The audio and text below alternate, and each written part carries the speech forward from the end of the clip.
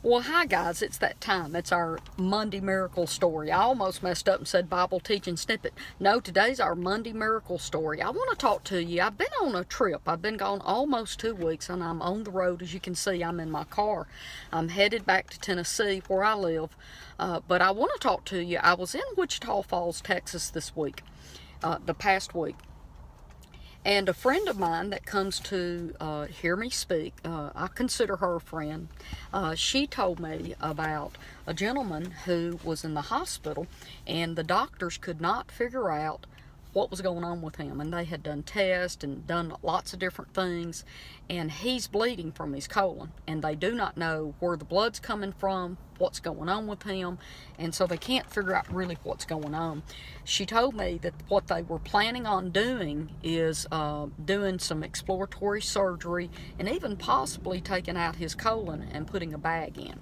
She asked me, and as well as a friend, hi Kathy, I'm going to talk about you. So Kathy and I agreed to meet her at the hospital, and we went into the hospital to this gentleman's room, and we, the three of us, not just me, it was the three of us, we went into this gentleman's room and we laid hands on him, and we commanded that sickness to leave and for his body to be healed. That's what Jesus told us to do, lay hands on the sick. And if we role model behind what Jesus told us to do and follow Jesus, Jesus always spoke to the sickness, okay? He would tell the person to be healed. And that's what we did. Jesus also told us, he said, speak to the mountain and the mountain will obey you. So you speak to whatever the problem is. So we spoke to his body and commanded his body to be healed and made whole. I spoke to his colon, commanded it to be made whole.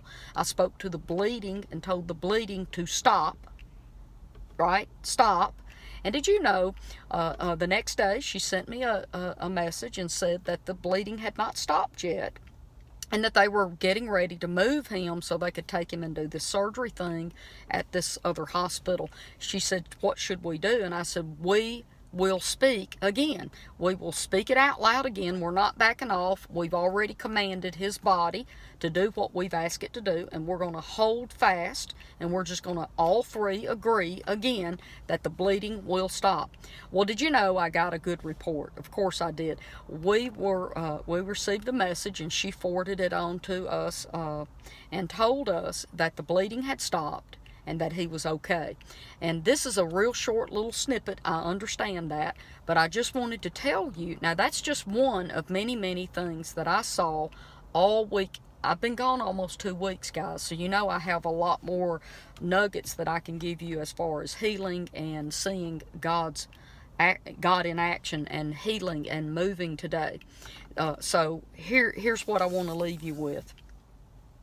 Jesus healed us on the Roman whipping post.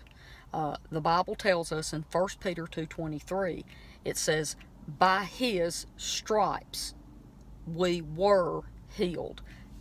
What that just said was, by the beating, the stripes, the beating that Jesus took about 2,000 years ago, by those stripes, that beating on the Roman whipping post, we were healed.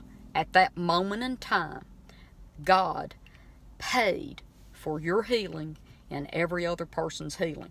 So it's already been provided. It's already been paid for. Now all we have to do is draw that out of an account. Okay, we draw it out and put it in somebody. And actually, it's not even that as much as it is just calling it out and speaking it so it will manifest. Okay, we speak healing so it will manifest, and we learn how to do that by looking at the Gospels and reading how Jesus went about healing people. And if we will just speak the same things that Jesus spoke, we will see the results that we desire because we're following and doing the same works that Jesus did. So listen, I'm going to hop off here and I'm going to get back on the road, and I'll see you right here tomorrow on Facebook. I love every one of you, and I appreciate all of your prayers, your friendship.